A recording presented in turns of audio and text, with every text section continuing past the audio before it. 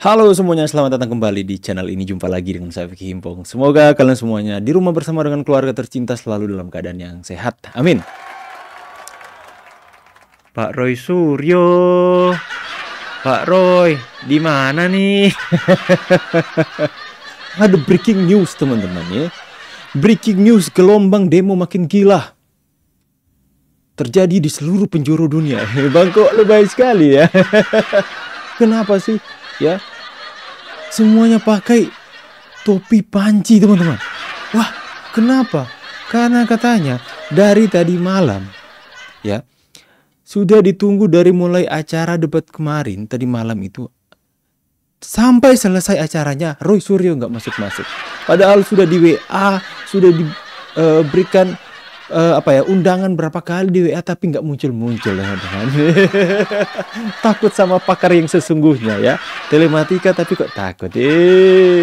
Pak Roy Suryo nih ada berita. Tapi teman-teman ya, ini adalah editan ya. Saya mau luruskan dulu karena saya menemukan demo ini teman-teman. Sebentar saya tunjukkan ya. Nah, gelombang demo makin gila, breaking news. Ini pakai VO3 dari Google ini kayaknya ya.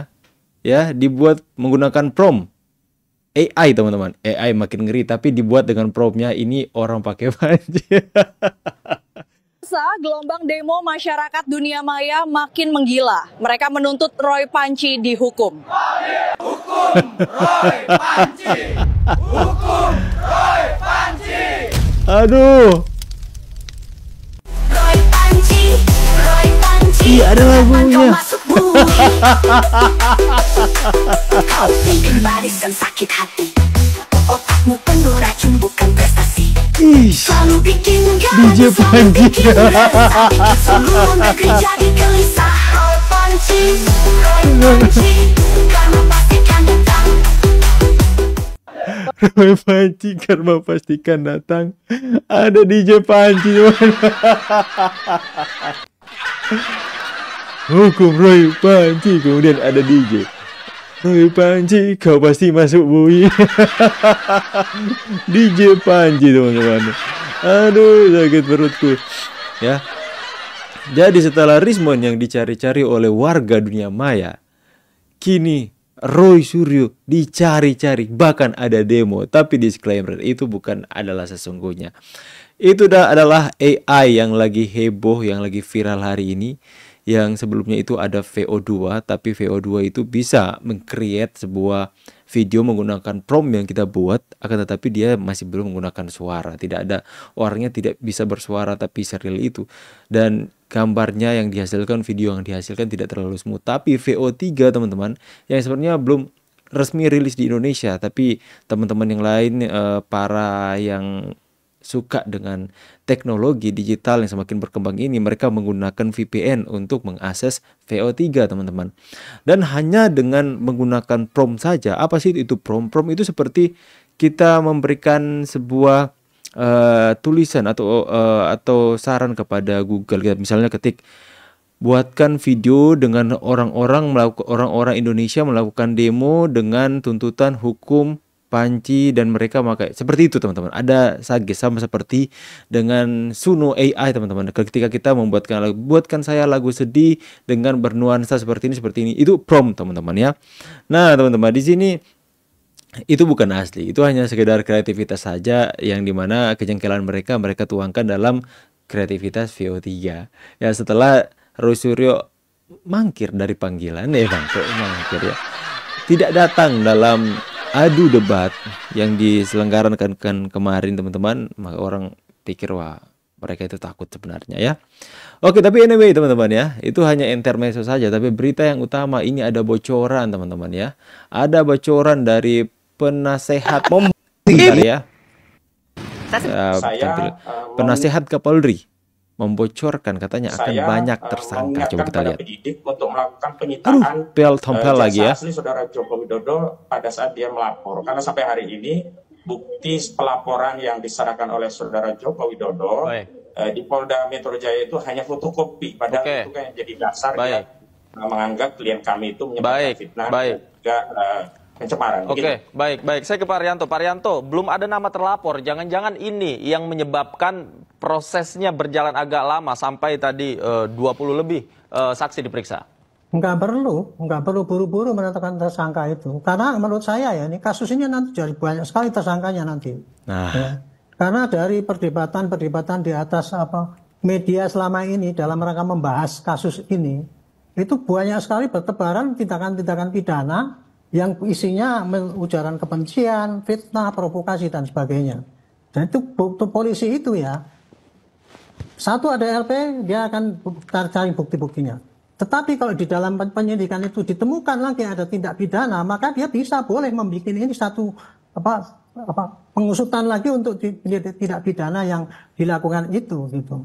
Dalam rangka untuk pembuktian pada masyarakat bahwa setiap tindak pidana itu harus diklarifikasi apakah ini betul apa tidak dan harus dibawa ke persidangan. Menurut Anda akan ada banyak tersangkanya tadi? Saya yakin akan banyak. Termasuk inisial-inisial yang sebelumnya tadi disebutkan, yang beredar? Iya, saya yakin itu makin banyak gitu.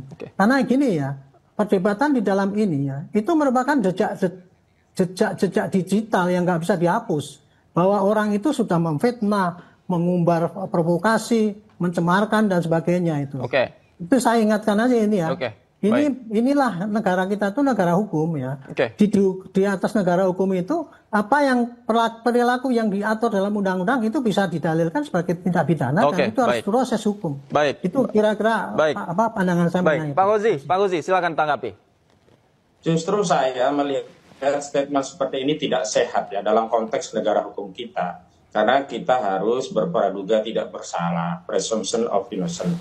Penyebutan sebelah persoalan yang keliru saja tadi itu sebuah pelanggaran terhadap asas praduga tak bersalah, berarti tidak membaca secara teliti apa sih yang dilaporkan oleh saudara Joko Widodo dan pasal-pasal apa yang berkenaan, sehingga tidak kemudian melebar ada provokasi, ada pasal kebencian dan sara. Memang pada era yang lama itu kriminalisasi sering menggunakan pasal kebencian dan sara, pasal 28A Undang-Undang ITE. Tapi saya tegaskan dalam kasus ini pasal ini tidak digunakan dalam proses pelaporan yang dilakukan oleh saudara Joko Widodo. Yang kedua, saya juga tidak sependapat narasi yang disebutkan bahwa akan banyak tersangka ini kan seolah-olah menyebar teror kepada publik, seolah-olah publik tidak diberikan hak konstitusional untuk menyampaikan pendapat terkait perdebatan ini.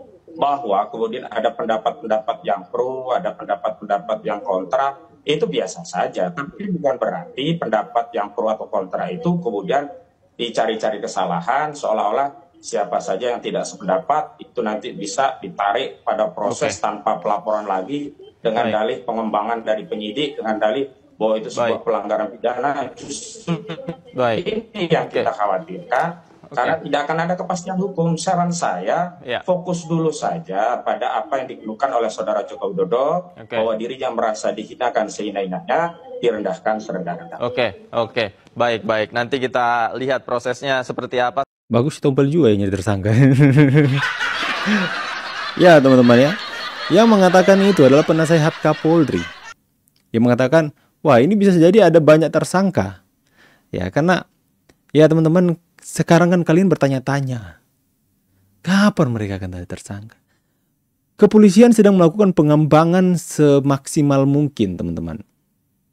Itu yang dikatakan oleh penasehat Kapolri, melakukan pengembangan, mengumpulkan begitu banyak bukti dan bukan tidak mungkin, tidak menutup kemungkinan bahwa akan ada juga nama-nama yang tidak dilaporkan oleh Pak Jokowi, yang tidak disebutkan sebagai inisial, misalnya Roy Suryo, Rismon, Tifa, Egy Sujana, Kurnia, Fadli, Rizal Fadila teman-teman ya. Salah ngomong itu, kepleset lidah teman.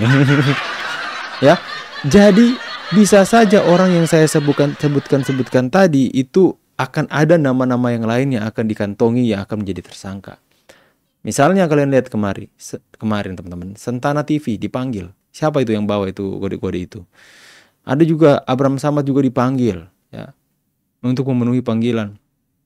Bisa saja karena ditemukannya adanya penghasutan, ujaran kebencian, ya. Akhirnya mereka bisa terjerat dengan hukum pidana. Ya, saya kira itu saja yang bisa saya sampaikan hari ini, ya. Buat kalian yang sedang mencari Roy RP, apa sih Bang RP? Itu rupiah. Ya. Yang penting kita sudah mendapatkan berita tadi malam yang luar biasa menarik. Pembahasannya di sana banyak hal yang dibongkar, bahkan soal ijazah Rismon pun dibahas di sana, teman-teman. Buat kalian semua, nanti kita akan melakukan apa ya? Konteks per konteks ya, melakukan pembahasan by konteks. Yang tadi saya sudah membuat konten tentang ijazahnya Rismon yang sudah dibuka-bukaan semuanya di sana. Kemudian kita mungkin akan membahas soal skripsi Pak Jokowi yang ada pembahasan di sana, teman-teman. Ya, saya pamit dulu. See you on the next video and God bless. Bye guys.